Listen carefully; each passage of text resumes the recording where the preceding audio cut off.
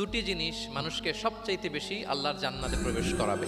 একটি হচ্ছে তাকওয়াল্লাহ, আল্লাহর ভয়, আর একটি হচ্ছে হুসনুল খুলুক, সুন্দর আচরণ। রিপিট, আমি আবারও বলছি, দুটি জিনিস মানুষকে সবচাইতে বেশি আল্লাহর জান্নাতে প্রবেশ করাবে। একটি হচ্ছে